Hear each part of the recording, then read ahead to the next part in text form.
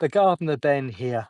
As I've finished my filming schedule for today, I am literally, quite literally, surrounded by the roses that I've been covering for you today as I work my way through National Rose Month 2025 and create yet another 70 individual personal growing rose reviews for you. I thought I would use the time as I just finished over on Instagram Live to join you here on YouTube Live just to see whether any of you wanted to join me and ask me any gardening related questions. So if you're joining me today and you have anything you'd like to ask, don't hesitate to give me a message. I'm actually in front of the screen, so if you wanted to ask me a question, please do. The roses that I've been working on today, the very, very lovely RNLI with Courage, launched here in 2024 by Peter Beals. Had my first impressions of this particular rose last year. This one now has had its full personal review with myself, and you can see from the smile on my face, I really, really like this one. Full of character and charm is RNLI from Peter Beals. This one is a really lovely one. The review of this one being posted over a couple of days' time. I've also been working with this one. This one is very, very popular, an international rose. This one here in the UK called Absolutely Fabulous. In America, this one is called Julia Child. This is an absolutely fabulous rose. Really, really bold, vivid gold color with a really interesting fragrance. Licorice. Don't get very many of those. Very, very distinctive smell on Julia Child's or on Absolutely Fabulous, whichever one, which one you want to call it. But available, this one will be reviewed in just a few days' time. So yeah, well, actually the review's done, but it will be posted just a few days' time because I'm working my way through a massive body of content. And this one is going through vast trials at the moment. This one is an old rose bred in 1876. This adorable little thing is Little White Pet or White Pet, depending on what it's called in your growing region. This is an old style rose which produces these beautiful little button flowers. Absolutely adorable little thing, reaching only 3 feet by 3 feet. This one's really lovely. If you want to add a really informal edge, a cottage garden style, which is difficult to do in a container garden, but this one is really, really good for that. With very, very broad, very, very pale foliage. Little White Pet is an adorable little rose. It doesn't have very much of a fragrance, but I say it's cute as a button. Really, really lovely. So those are the roses I've been working on today. I just wondered if anybody actually had any of questions for me. So let's have a look at the bottom of the screen here. Okay, so someone already asking about feeds, and I've been talking about this quite extensively today over on Instagram. I tend to use only one product here in the garden. I'm trialing a second product, so I am trialing a second product for you, but I am mainly using Envy Seafeed Extra. Is a seaweed derived organic fertilizer which you water on. That one is available here in the UK and I believe in Europe and across America. Now, I like that one particularly because it's organic and it is harvested at a very specific time, which to me is very important if you're going to buy an organic feed. So, Envy Seafeed Extra or or Envy Multi-Grow. They do one for tomatoes as well. It's all a seaweed-based feed with loads and loads of potassium, loads of iron, loads of nitrogen packed into it. I'm also trialing this year for the very first time, although it's not a certified organic product. I am using Uncle Tom's Rose Tonic for the first time in the garden, and I'm actually using it on a very specific area. I'm going to point over there. I'm actually using it very specifically on the roses that were trialed last year. The roses that were trialed out last year that were from the trial garden, which is over there, they all went into the new winter garden. Every single variety that I wanted to keep went into that particular area, including RNLI went over into that area. So I wanted to trial the Uncle Rose tonics on that. That is an all-round tonic. That's preventative measures for mold, black spot mildew, and it also has trace elements in it and also a tonic. So a general tonic like you would take, for instance, if you were poorly, a fortifying tonic with lots of things that you can either drench on with a watering can, or you can also spray on if you have a spraying facility. So either with a handheld spray or a backpack spray. So I'm trialing Uncle Tom's Rose Tonic, and I will be able to bring you my opinions of that towards the latter end of the season. Difficult for me to use that product here in the garden because I'm not saying I'm certified organic, but I've worked very hard to be an organic gardener. And Uncle Tom's unfortunately isn't certified as being an organic feed. So I'm using it in a very controlled spot in the garden to make sure it doesn't get used anywhere else. But bringing you my full recommendations of that one. So at the moment, just recommending NV Sea Feed Extra or NV Maxi Tomato or all purpose feed from them. You can buy it in 1 litre, you can buy it in 5 litres, and I believe you can buy it even a size larger than that. So yeah, MV Seafeed Extra is the one I tend to use for watering on plants.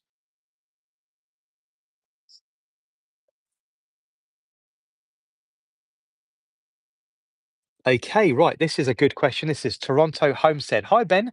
I'm new to growing roses. Do you know how climate gardeners manage to protect climbing roses in the winter? Yes, I do.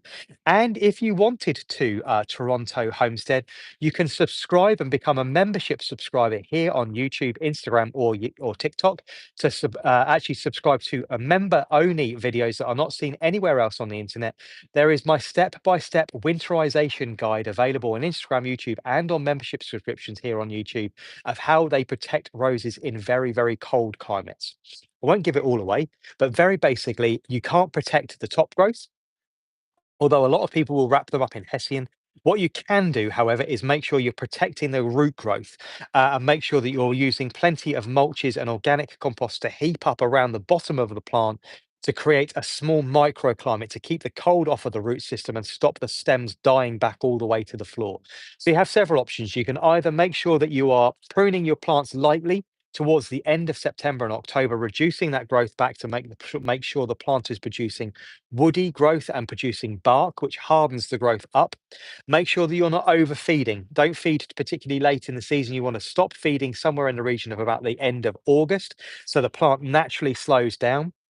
Allow the plant to take a little bit of weather before you do anything with it and tie in any stems on a climbing plant to stop them whipping around in the wind and damaging themselves. And then make sure that you're covering the crown of the plant in a good layer of organic matter. The following seem to work really well, either bark chippings, nice and loose and open, creating a nice open, loose and warm structure with lots of air contained in it. Spent garden compost can be used that you might be tipping out of your pots that you may have used for annual plants is really good as well, about 18 inches deep around the bottom of the plant.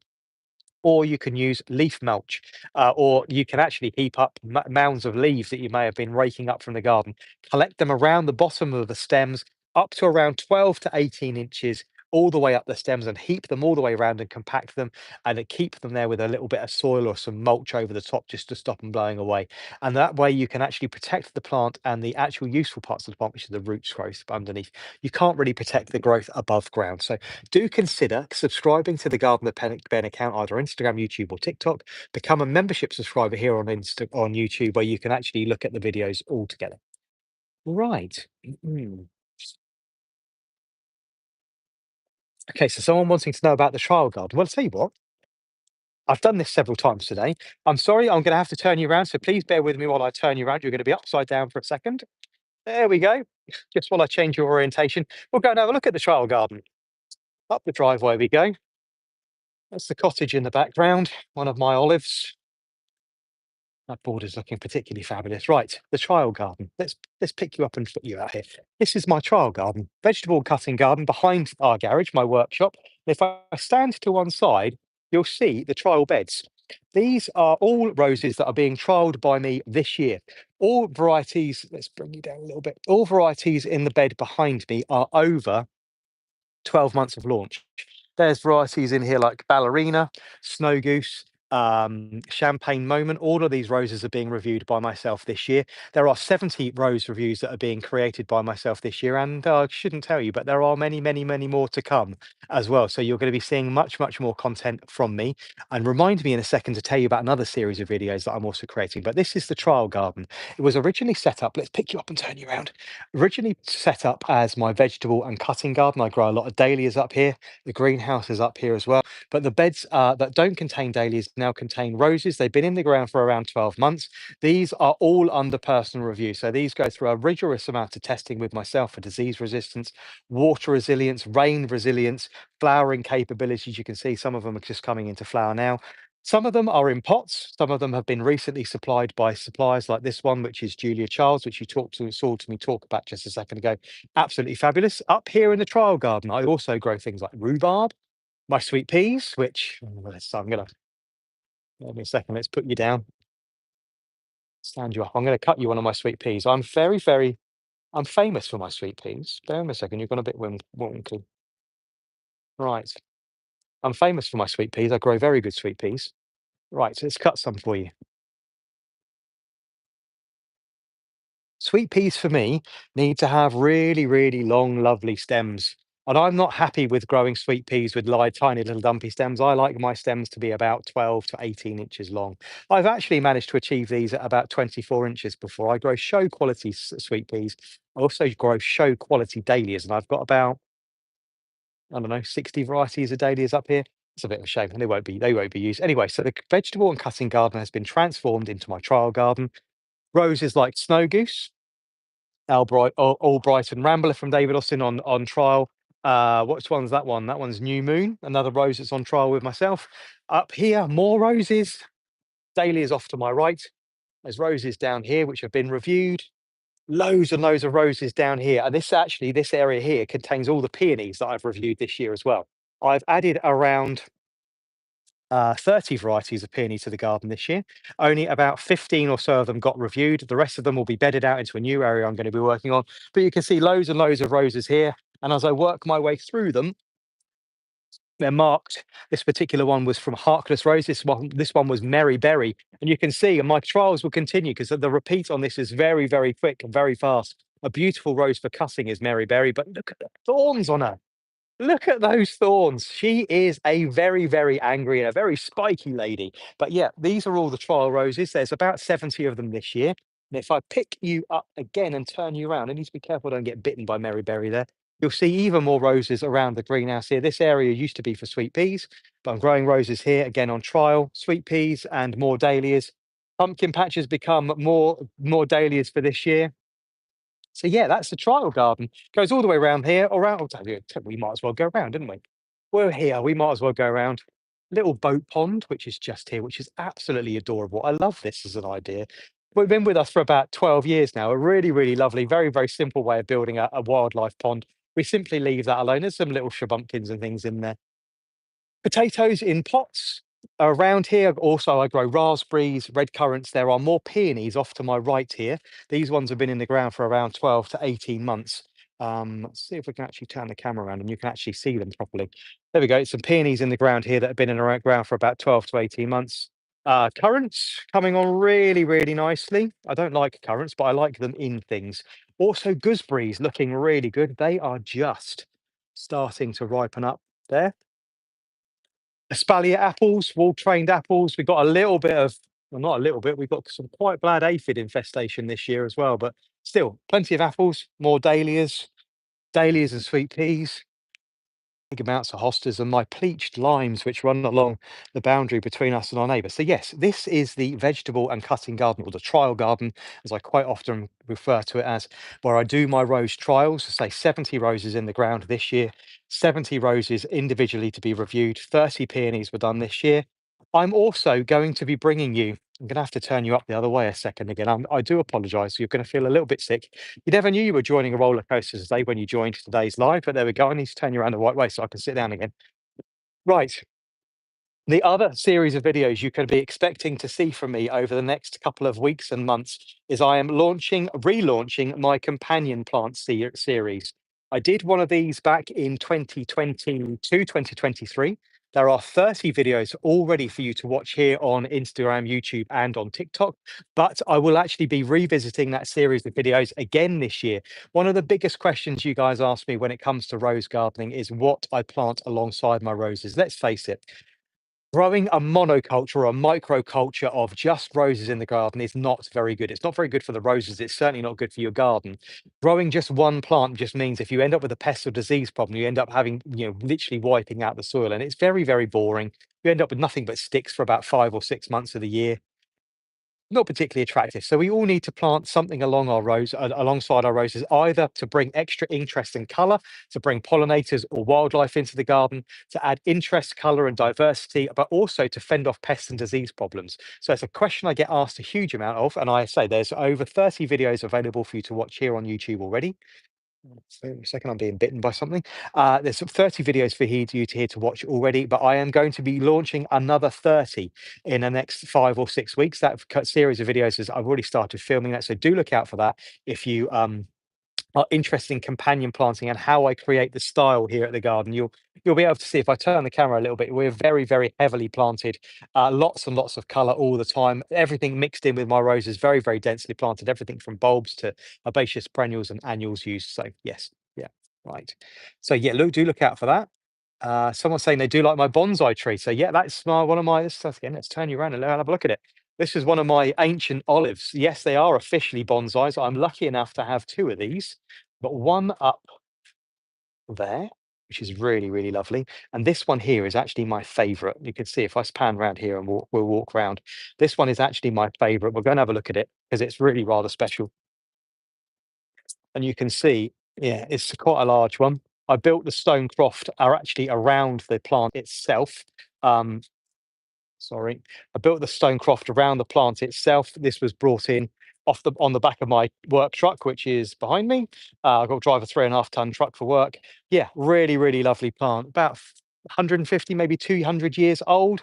Just dropping a little bit of leaf at the moment because it's just coming into flower. If I show you, look, all of these will be covered in flowers in the next week or two, and these will possibly create olives. But yeah, a really, really lovely. This one is really beautiful. Look at the gnarling on this one. This was very specifically chosen for its gnarly stem, obviously at some point involved in a fire where it was harvested from. This one is likely to have come from either Italy or Spain, imported to the UK. And as we're up here, we might as well have a look at the other one because one wasn't enough for me. I'm a I'm a real plant hoarder. I love my plants, and this one was my first one. This one here, and you can see once again, this one has got some fire damage to it. I can actually get my hands in it. And the center of the olive is actually starting to rot out, but a really, really lovely specimen. Really do love my olives. Very keen on those. I also love my tree ferns as well. I'm lucky enough to have, as you can see, if I pan over that way, I've got two tree ferns just next to the cottage there. Again, once again, built into raised planters, or sorry, one raised planter. Right, so I'm going to sit down and we'll take some more questions if anybody else, any more questions. I know there's one on the screen about feeds again, so we'll revisit that one for you. Give me a second. I do apologize. This kind of thing is always a little bit untidy. Right.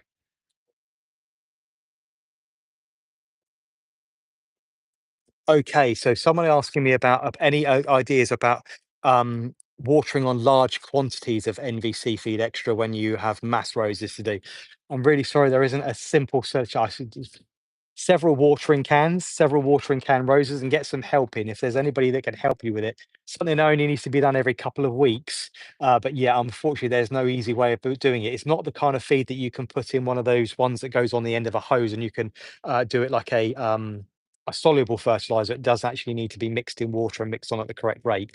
So no, I can't really help you with any other techniques with that one. But apart from um, getting some help and several watering cans. I've got about 4 or 5 around the garden, which I kind of fill in rotations, keep them moving. I would normally ask Mark to give me a hand if it gets a bit much because there's an awful lot of watering cans that need to be handed. Right. Do you grow Rose John Davis? No, I'm afraid it's not a rose that I have in my collection. Climbing rambling roses, I don't have very many, probably only about 30 in total. That is going to be swelling over the next couple of weeks and months. But yeah, not a huge quantity. But John Davis is not a variety I grow, I'm afraid.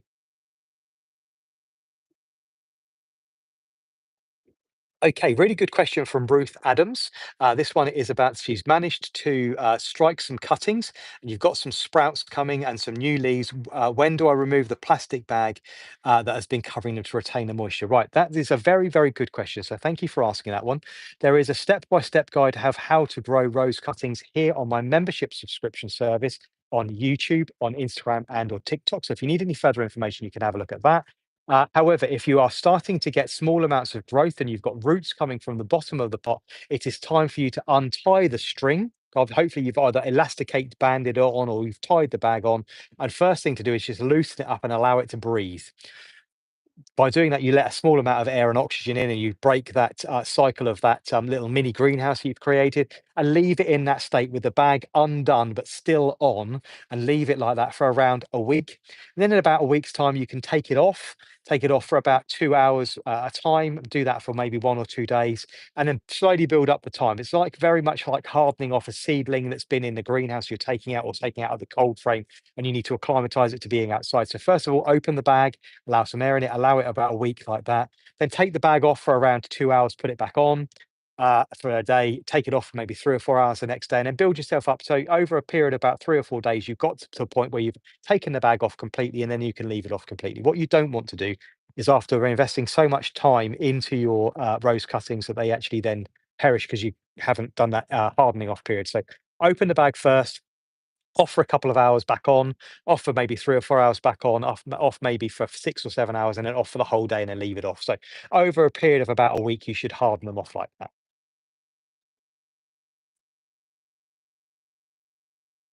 Okay, so they were David Austin rose cuttings that you took about 4 or 5 weeks ago. So you've done very, very well to get them to actually strike root already. So well done. Congratulations for that. Okay, so someone's saying they're looking forward to the companion planting season. Yeah, that will be coming in. Say, I will probably start dumping that onto content about probably mid-July.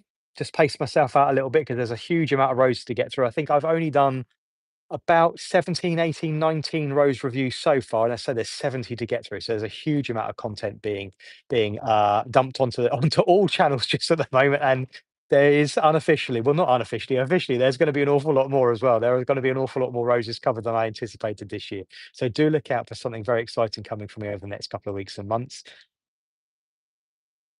Oh, someone's saying today, I recommended Bring Me Sunshine last year and they're very happy with it. I'm very glad that you like Bring Me Sunshine. It's a fabulous rose, still ranking as my number one most recommended rose this year. Just so you know, you're all caught up together on what's going on with the channel. This year, you are going to see for the very, very first time a top 50. It's going to be a hell of a long video. It's going to really put me through my test. And we'll see whether I can get through it in one continuous loop because all of my content's generally filmed in one continuous loop. I never edit, I never change anything. You get me talking like I am talking to you now without editing and out splicing anything together. So it's a top 50. It's for the first time ever a multi-branded top 50, no longer just including roses from David Austin. It will be included roses that every single rose that I have reviewed will be available in that collection if it ranks within that collection. So a top 50, including many different roses from many different suppliers and breeders for the very, very first time. So a huge amount of information being brought together by myself to try and make sure that I have all of the information to hand. So we'll see where Bring Me Sunshine actually ranks this year. It's still going to be very, very high. I don't think anything's going to get particularly above it. But for the first time ever, including roses from Peter Beals, Harkness Roses, Trevor White's, George's Del Bard, all the other breeders that I've covered as well. So a much, much bigger, larger, much more broad and all-encompassing top 50 from myself this year. So again, continuing to change things, complete with every single variety now that I review, not only a fragrance rating out of 10, disease resistance rating out of 10, wherever possible, the petal count, my personal ranking this year will obviously be made available. So you'll see where the roses actually rank in my individual ratings. Thorn count will be added to those as well. So loads of information. That at a glance section will be on every single video and every single post I make on Instagram, YouTube, and on TikTok. So giving you all the information you need very, very quickly as well. So I'm glad you enjoy the content. Okay, bear with me a second while I read this one. This one's quite long. Hi Ben, how can I help my new peony roots that I accidentally watered too much? The root is still healthy, but I noticed some maggots have managed. Okay, right. So I wouldn't stop watering for now. Are you sure it's maggots? Maggots generally wouldn't be in the soil. If it looks like maggots and they're tiny little white things that are about 10 to 12 millimeters long, they are very likely to be vine weevil. And if they are vine weevil, they are eating the roots of your plants. Don't like to panic you, but vine weevil aren't very nice. They're very difficult to actually get rid of. If they're in a pot, the easiest thing to do is turn the plant out onto a sheet or onto a tray. Have a good look. If you're seeing lots of little white grubs that are about, bringing my hands close into the camera, about 10 to 12 millimeters long, quite fat, quite round. They're probably about 3 or 4 millimeters in diameter. They've got a little creamy white head. If you're seeing those in the soil, they are not maggots, they are vine weevil grubs. Now, vine weevil grubs eat the roots of plants below ground. They love things like peonies. They like things like polyanthus. They like things like gladioli. They like succulents. they eat the roots of all sorts of things, and then they grow and change and develop into beetles, which then the adult beetles will eat all the foliage above ground. So they're really quite difficult. So by turning them out, you'll be able to see whether you've got vine weevil grubs, and if you have, the best way to do it is pick them out and leave them out on a tray.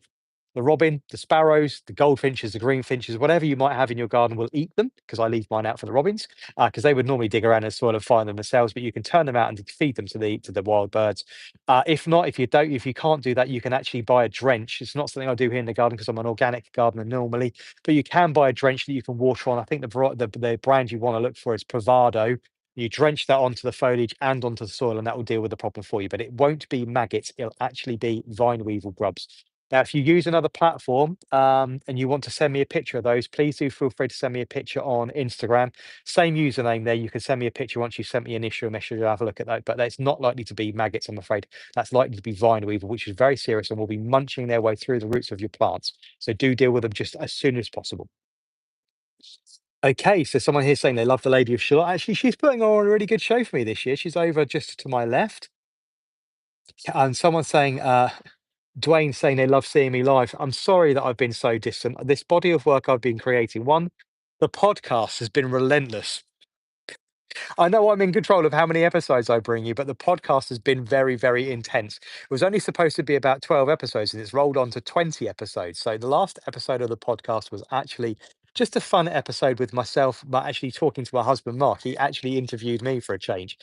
So episode 19 was launched today. That wraps up season two of the Gardener Ben podcast, which you can watch incidentally here on YouTube if you wanted to.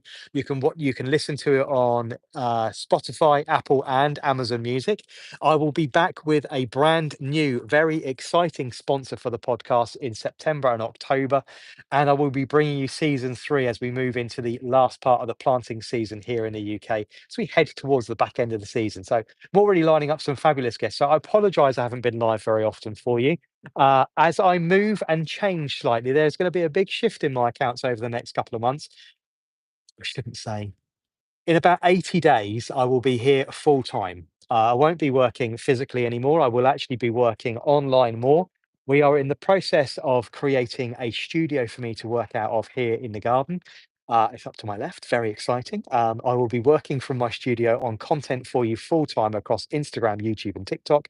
I will also be plowing myself into writing my book and writing lots of really interesting articles, which I've been asked to provide. So moving much, much more into something that is much more easy and gentle. I'm going to be bringing you gardening content like you would understand. So button down the hatches. There's going to be lots and lots from me. I'm going to have the time and I'm going to have the energy. And obviously, we have the garden here, so I'm going to be bringing you absolutely loads and loads of content. But there are more roses from me this year. So I'm launching my new companion planting season that will be coming to you July, August, and into September. And yes, writing a book. Podcast will be back in October with season three. So lots and lots happening. And I will be bringing you the podcast from my brand new studio here. Once we've had a little break, we're off to Thailand in September. Very excited to go to Thailand again with my husband. He hasn't ever been. I've been three times, but he's never been. So I'm very excited for him to experience the culture and the beautiful country that is Thailand. And then I will return and I will be here with you full time. And I'm committed to coming live with you and answering your questions much, much more often. And someone asking me, please show your dahlias in full bloom. Of course, there will be a full dahlia season for me as well. Again, all the new varieties which I've added to the garden this year, about 20 new varieties added to the dahlia collection this year. I will be bringing you lots and lots from those, and of course, showing you lots of pictures and lots of videos of those as well as we go through. Okay, again, this one, lovely question. This is another series of videos I'm working on. Somebody asking for a combination of roses and clematis. Now, I covered several varieties of clematis earlier this year.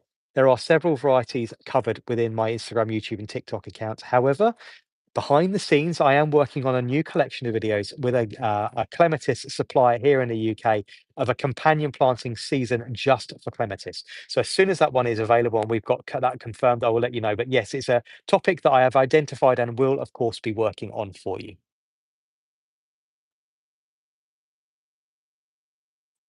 Okay, so right, so I'm just scrolling through to see whether we have any more questions. So please do apologise if I'm staring.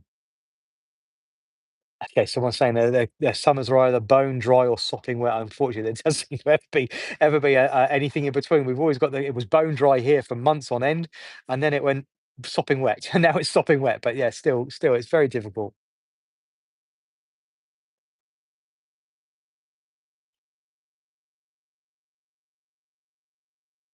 Okay, so someone's saying, do your currants remind you of Ribena? Well, of course, it's the base ingredient of Ribena is red currants. Yeah. I don't again. I don't like red currants, white currants, or red, white, black. Don't like them personally. They're too sour for me. But I do like summer pudding, and I do like making jams and compots with them. So this year, for the first time ever, I've actually netted the white currant. I've got a standard one. I don't know if you noticed round by the greenhouse as I move around that area. There's a big lollipop one covered up by a piece of windbreak. Normally, I just allow the blackbirds to have them, but I thought this is silly. I've had this plant for about 7 or 8 years, and I've never had a white currant of it because the blackbirds eat them before I get to them. So this year, I had the time. I had about 10 minutes a couple of days ago. I thought, no, I'm going to put some windbreak over the top of it and actually protect it from the birds. They can have a few, but yeah, they end up eating all of them.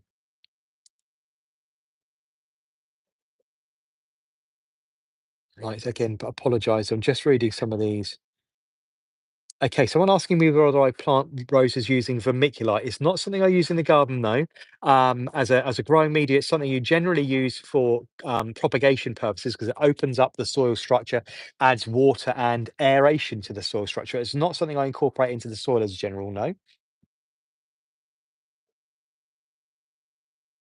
Do-do-do-do-do-do.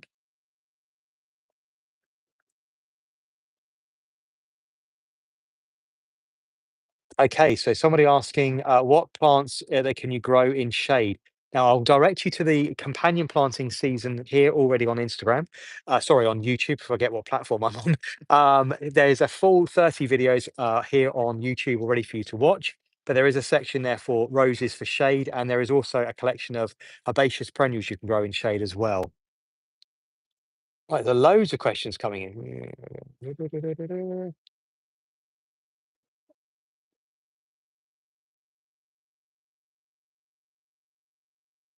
Okay, right. So this is a really good question. I grew a rose from a cutting, so it has its own roots. Does this mean it will have a shorter lifespan than if it was a so you've put rose hip plant, but I think you mean grafted plant. Well, actually, it's the other way round. Grafted roses tend to actually grow themselves to death, especially here in the UK. Most of the roses that are supplied here in the UK are actually supplied on rootstocks that are meant to contain the amount of growth, actually shrink the amount of growth, and they grow far too quickly for the rootstocks, and as a result, only last and live between 15 and about 20 years. A David Austin rose, for instance, their life expectancy is around 12 to 15 years, and after that, any time after that is a bit of a bonus. Own root roses, very popular in America and Canada, where they're much more hardy. Actually grown on their own root systems will actually live a much longer time, 50, 60, 70, 80 years. So yes, by growing a rose from a cutting on its own roots, they will actually be living for much longer. Your comment about rose hips might actually be from the fact you might be thinking that roses are grown from seed, which they're not. They're grown through a process called budding. When they're cross hybridized and created a new variety, they seed one variety or one plant, and from that one plant, literally one plant produces every single rose they ever create in the ground for a process called budding, where they actually remove the individual buds from the stem and insert them into a rootstock and allow them to grow, which creates a grafted plant. But no, own root plants grown from cuttings will actually live a lot longer, 70, 80, 90, sometimes even 100 years. Grafted roses tend to only live for about 12 to 15, 20 years if you're very lucky. Right, sorry.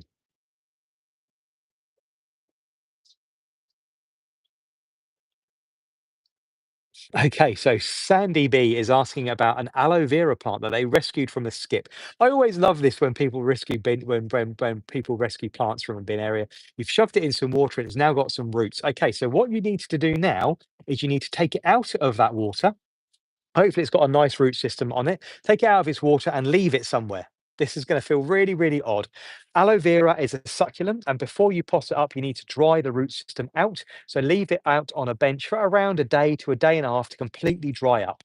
Once it's dried up, you then need to make up your potting mix, and I would suggest something in the region of about 50% normal potting soil, around 25% horticultural grit and around 25% sand. So you've got 50% compost and 50% drainage matter. So either 25% sand and 25% horticultural grit. And if you can't get any sand, you can add some vermiculite or perlite. So 50% of sort of an aggregate that's going to help it drain, and around 50% multi-purpose compost. Blend the two of those together. And you can plant your aloe vera plant once it's dried. It must have dried, must have gone bone dry. Put it into that pot and then water it very, very sparingly. Give it a little bit of water when you plant it, just enough for the compost to become moist, and leave it alone. Top dress the plant around the top of the plant with some horticultural grit and some sand. That will stop it rotting at the soil level. Place it on a bright windowsill and only water it very, very sparingly for the next 2 or 3 months. And I mean sparingly. Water it maybe once a fortnight, give it some water, allow that to run out the bottom of the pot, and then allow it to completely dry out for another week or two before you actually then completely repot it. And I'm going to go and I'm going to show you this one over here. This one is a brand new variety. It's very, very similar. It's actually a Semponium. This one is a brand new launched variety from here in the UK. It's a cross between an Aeolium and a Sempervirens, creating a Stemponium. This particular plant was gifted to me by Surreal Succulents, the breeder of this particular plant. This one arrived bare root. So it came with no pot, just the plant, this size, almost this size. It's been here for about 3 or 4 weeks now. So it's actually put on some growth, but it was completely dry. So the plant was completely bone dry. The roots were exposed with no soil whatsoever. You need to dry them out and then water it very, very sparingly. You can see here, I've surrounded it with some horticultural grit.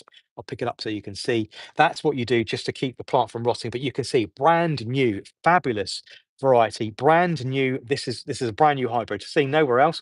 I had the pleasure in launching this one as a worldwide exclusive. This one is Semponium Darwin, named after the person that bred its actual dog. But that one is so just so that you know, that's how you deal with a succulent plant. You actually completely dry it out before you plant it and water it very, very sparingly for the first couple of months. What you want it to do is really, really work very, very hard for water. You want it to occupy the pots. You want it to drive its roots down into the soil and look for moisture. You don't want to be made treating it particularly well. So treat it mean and keep it keen. So hopefully that helps. Okay, so someone asking me whether I've actually, excuse me, will I whether I will refilm some of my older videos if my opinion has changed. Now, on older David Austin roses, probably not. On older roses, I had several years to actually observe them before I actually offered you my personal review. So roses like Olivia Rose Austin, Tottering by Gently, Kew Gardens, Sceptred Isle, all of those roses I had for about 5, 6, 7, 8, 9, 10 years before I brought you started bringing you my personal reviews. Which is why, unlike an awful lot of content creators, I will not review a rose that I haven't had for less than a year, which is why I have the trial garden set up like I do. The roses go in and they stay in for 1 year for me to make my actual opinions on. There is one rose that I'm going to revisit. I will be revisiting if I can get round to it this year. I will be revisiting Strawberry Hill. And I'm not saying that my review on Strawberry Hill has actually changed, but the amount of information available in the video that I filmed is very, very short. I filmed that at the end of review season for 2023. I remember the day I've talked about this quite a lot. I remember the day I filmed it. I was very, very tired. It was very early in the morning. It didn't come out of me very well, and there's quite a lot of information in that video missing. I don't really change my opinion on roses. So yes, I will do. Obviously, I'm self-reflective enough that if my opinion changes, for instance, obviously the big one that's everybody's talking about at the moment is my review of 2024's new release, Emma Bridgewater. My review on that one, not particularly favourable for that particular variety, I'm afraid. That one is very unpredictable. Loads and loads of comments, and if you don't want to listen to my review and you don't want to just take my opinion, please take the time to sit and have a look at through the comments on YouTube, Instagram, and on TikTok. The video is exactly the same, posted across all platforms. But my opinion of Emma Bridgewater is not particularly favourable. It's very, very weak. It's very sporadic. It flops, which I don't like. The colour change is lovely, but a lot of people aren't getting on with that. And I'm finding it very, very susceptible to black spot mold, mildew, and my plant defoliated itself no fewer than twice last season. I ended up with just a pot full of sticks. If my opinion changes of that rose, of course, I will revisit it. I will come back to you, but please feel free to read the comments. It's there. You'll find the barometer the tone of the conversation as well. Because I love the conversation to open. I love people to talk about it. But if people are obviously sharing my opinion or not sharing my opinion, I would say that about 80% of people weighing in on that conversation with regards to Emma Bridgewater were sharing my opinion that it was sparse, spindly, disease prone. It wasn't flowering as heavily as David Austin was saying it. The fragrance was good, the color is good, but the cells are very floppy. The thorn count is massive, which makes it particularly unattractive. So do take the time to have a look at some of the comments because I do like engaging in the conversation. Another video that had that kind of conversation going was Bathsheba. My opinion of that rose once again hasn't changed. I'm still really struggling with that rose in the garden. It balls. It's really prone to black spot mold and mildew. But again, here in the UK, that's grown as a grafted plant which contains its rootstock as the size of plant. In America, grown on its own roots, and in America gets absolutely enormous and produces thousands of blooms per flush. We don't have the benefit of that here in the UK. So I might actually take a cutting of that one and see if I can get that one to strike. But yes, I will review them if I find my opinion changes. Emma Bridgewater is probably the one everybody is looking for me to change my opinion of. What I would rather do is bring you a well balanced and informed review that means I didn't feel particularly comfortable with the Emma Bridgewater review at all. But you can see from the way I conduct myself, I wasn't particularly comfortable bringing it to you. But the rose is the rose. I had asked David Austin to replace it because it was so weak at the end of last year. They chose not to replace it. So I only have one specimen to work with, and I'm certainly not going to buy another one because I don't think it's particularly good rose in the first place. So we shall see what happens with that one. But yes, have a look at the comments. What I'm going to say to you is have a look at the comments and get the barometer and get the general feel of the tone of the conversation because I love the conversation. Again, another one for you look out for with the conversations is Darcy Bustle, and that one performs very very nicely in, for instance, New Zealand, Australia, and America. Here in the UK, particularly weak variety, blighted with black spot mold and mildew. So do have a look at the conversations underneath the reviews as well, and look out for the blurb because I update the blurb and the actual caption that goes with it, and the at a glance section which I've added which is the disease resistance, fragrance rating, thorn count, petal count, hardy zones as well. Those will have to be updated because they do continuously change. So I hopefully answered your question for you.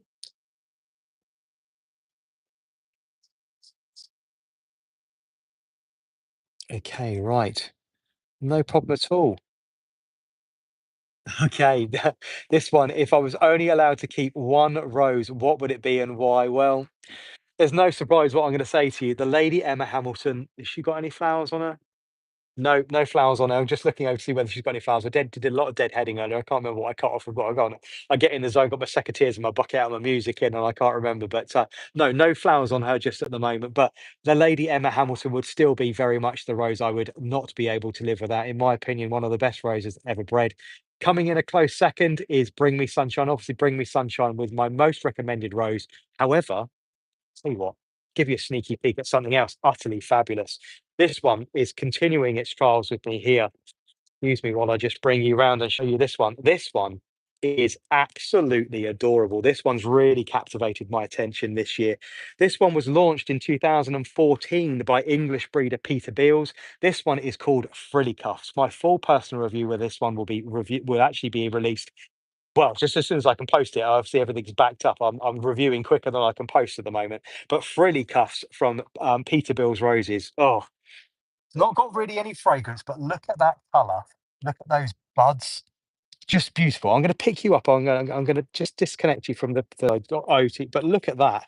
A lovely, lovely rose from Peterbilt's to say launched in 2014. This one is available in the UK only at the moment, exclusively through Peterbilt's, named after interior designer and all-round good egg, Lawrence Llewellyn Bowen. But that is a fabulous rose. So that one is just finishing its trials behind me. Very, very excited to bring my personal review of that one. That one is going to rank very, very highly with me over the next weeks and months. And I'm very, very pleased to have that one in my collection. The most important thing of that one is the disease resistance and the combination on the foliage, stem color, flower, disease resistance all together, coming together in a really, really fabulous all together rose. I'm also looking forward to seeing where new releases from Peterbilt's end up in my top 50 this year.